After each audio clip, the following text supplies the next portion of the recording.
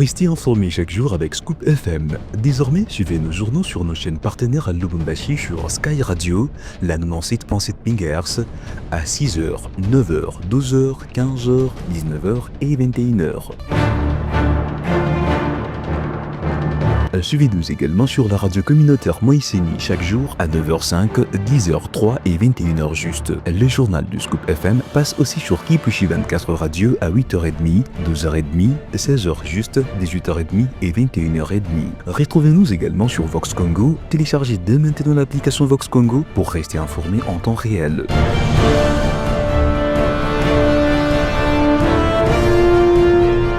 Scoop FM, suivez-nous sur notre page Facebook et sur notre chaîne YouTube pour tout savoir sur l'actualité locale, provinciale, nationale et internationale.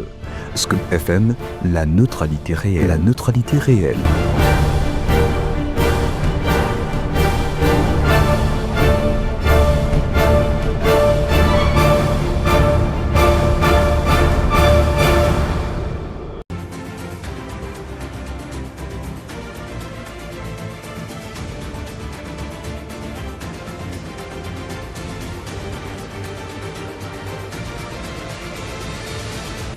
Heureuse de vous retrouver, mesdames et messieurs, pour cette nouvelle session d'information présentée par Florence Kafunda sous la coordination et la supervision de Christian Mouchampa.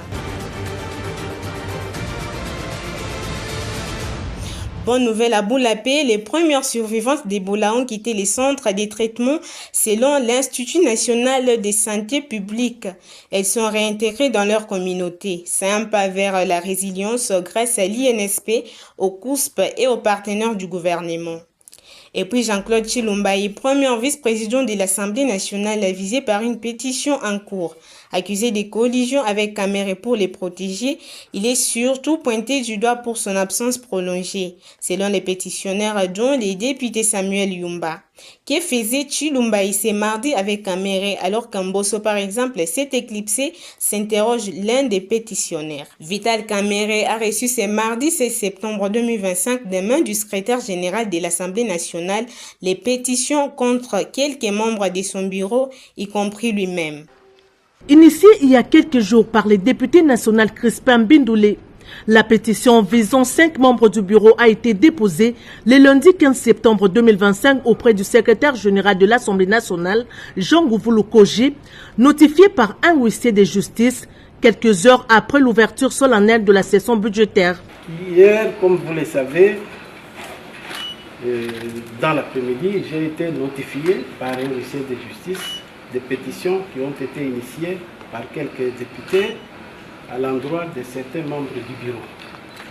Et je les ai réceptionnés et à mon tour, je me suis fait le devoir aujourd'hui de remettre à chaque membre du bureau sa pétition. Le mardi 16 septembre, le président de l'Assemblée nationale, Vital Caméré, accompagné des membres du bureau, a reçu des mains du secrétaire général la copie de cette pétition. Cet acte illustre son attachement au respect des principes prescrits par les règlements intérieurs, décontractés et sereins.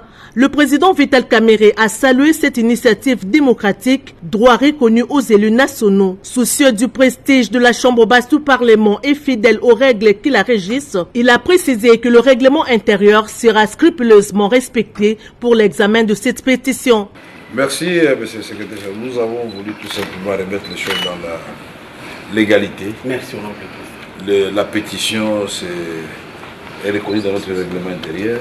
On ne remet pas ça dans les couloirs. Hier, nous nous excusons encore une fois de plus. Quand on parle des excuses, déjà, c'est la faiblesse. Auprès de nos amis pétitionnaires qui sont venus quand nous sommes partis. Nous étions là toute la journée, ils sont venus après 15 heures. Et vous avez bien fait de réceptionner ça. Nous avons fait un communiqué ce matin par la salle de communication pour qu'ils viennent et même répondre et le déposer. Mais nous sommes dit, puisque ça se trouve chez vous, avant que je ne parte, je vous dis que de façon à prendre à témoin l'opinion nationale et internationale et ensemble de membres du bureau pour réceptionner officiellement, pour faire aucune obstruction à une démarche qui est légale. Et donc, nous allons poursuivre avec cette démarche pour préserver d'abord l'image et le prestige de notre institution qui est une grande institution Et ensuite, le prestige de l'image de chaque député. Les élus du peuple sont des grandes personnes, des personnalités importantes dans notre pays. Et en fait, les membres du bureau, ils sont au service de la nation. Une pétition ne veut pas dire l'arrêt de mort. Arrivé à Pékin le 15 septembre, le vice-premier ministre de l'Intérieur, Jacques Chabanilouko, a eu ce mardi une rencontre bilatérale avec son homologue chinois. Son Excellence Messier, les conseillers d'État, ministre de la Sécurité publique Wang, axé sur le renforcement des coopérations en matière de sécurité publique. Cap vers une collaboration durable au service de l'ordre public et de la réforme de la police nationale congolaise. Aujourd'hui, Patrick Afimbi, au quartier Golfe Faustin, a exigé la libération d'une route barricadée depuis 2 ans. Sur l'avenue de la Libération, il a dénoncé les remblayages du lit de la rivière Tchamalale. Il a aussi ordonné l'arrêt des travaux obstruant les trottoirs sur l'avenue Mounois. À l'entrée de la ville, il a salué les efforts des équipes qui repeignent les séparateurs pour plus de visibilité. L'avenue Maman Rosette, située au quartier Golfe-Faustin, dans la commune annexe, est barricadée depuis plus de 2 ans par un particulier qui amorce déjà quelques travaux de construction. C'est vraiment inadmissible. Comment on peut construire sur la route et au même moment pendant la pluie, les enfants ne savent pas aller à l'école et les parents ne savent même pas. Quand l'eau vient, ça. Oui, ça se termine ici et puis maintenant ça rentre. Cette artère censée déboucher sur l'avenue Mbomve Moussumba est barrée par cette construction anarchique. Difficile donc pour la population d'emprunter cette route, autrefois souvent sollicitée. Quand il y a ce conflit, la population dit, le maire ne sait même pas qu'on a octroyé irrégulièrement.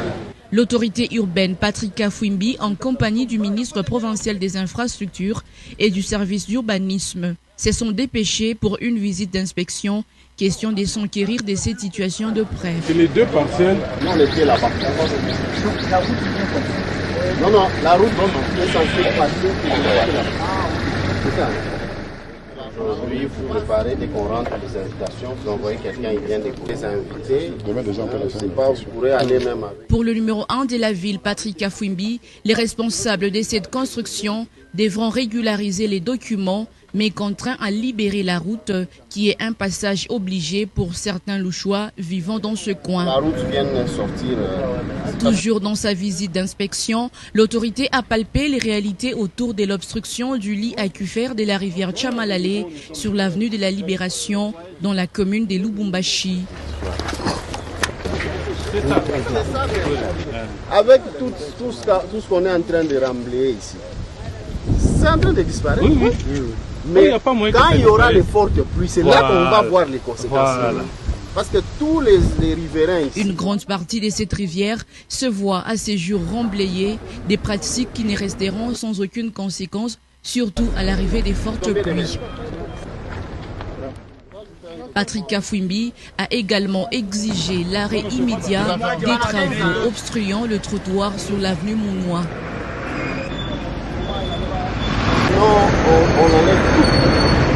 Et à l'entrée de la ville, le numéro 1 de Lubumbashi a encouragé l'équipe commise au renouvellement de la peinture des séparateurs. Ces derniers font un travail remarquable.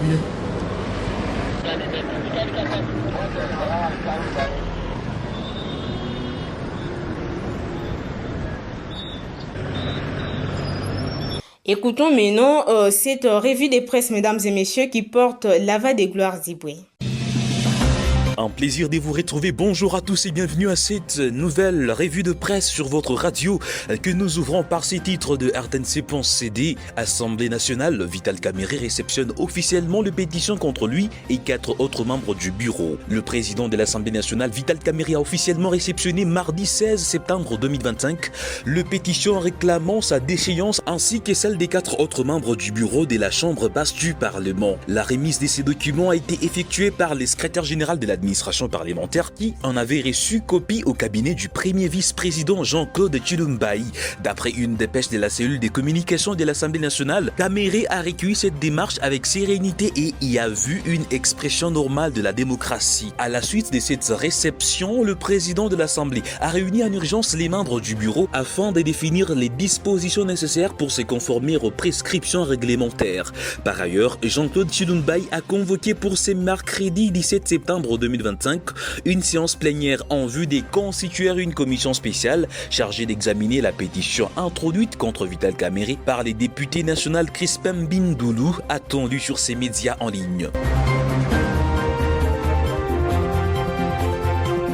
Terminons par ces titres de médias Congo.net. Le petit commerce seront exclusivement réservés aux Congolais dès novembre, annonce les gouvernements. Les gouvernements ont annoncé les mardis 16 septembre des mesures fortes pour encadrer les secteurs du petit commerce et favoriser la production locale lors d'une rencontre entre le vice-premier ministre en charge de l'économie nationale, Daniel Mukoko-Somba, et les représentants du secteur privé. Cette rencontre était essentiellement axée autour de la fin du moratoire sur les petits commerces exercés par des étrangers prévu en novembre prochain. Selon les ministères de l'économie, cette décision s'inscrit dans la préparation d'une nouvelle loi visant à protéger définitivement ces secteurs, considérés comme une première source de revenus pour de nombreuses familles congolaises. Ainsi, Daniel Mukoko-Somba a également insisté sur l'urgence de diversifier l'économie nationale. Du côté des associations patronales, la Fédération des entreprises du Congo a salué l'initiative de ce dialogue régulier. Selon elle, cette concertation avec l'État pourrait permettre de trouver des solutions durables aux difficultés structurelles qui pèsent sur les climats des affaires tout en améliorant les quotidiens des millions de ménages congolais, poursuit ces tabloïds. Mesdames et messieurs, ainsi prend fin cette revue de presse sur votre radio. Merci à tous de nous avoir suivis. Prochain rendez-vous demain. Au revoir. Nous sommes arrivés à la fin de cette session d'information. Florence Kafunda-Seki, moi à la présentation. Grand merci à Christian Mouchampa pour la coordination et la supervision. Au revoir, nous nous retrouvons très prochainement.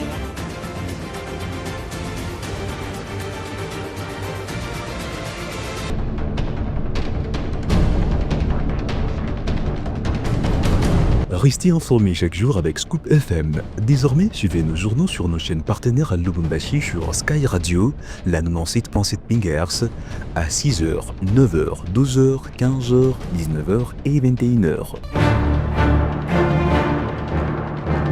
Suivez-nous également sur la radio communautaire Moïseni chaque jour à 9h05, 10h03 et 21h juste. Le journal du Scoop FM passe aussi sur Kipushi 24 Radio à 8h30, 12h30, 16h juste, 18h30 et 21h30. Retrouvez-nous également sur Vox Congo. Téléchargez dès maintenant l'application Vox Congo pour rester informé en temps réel.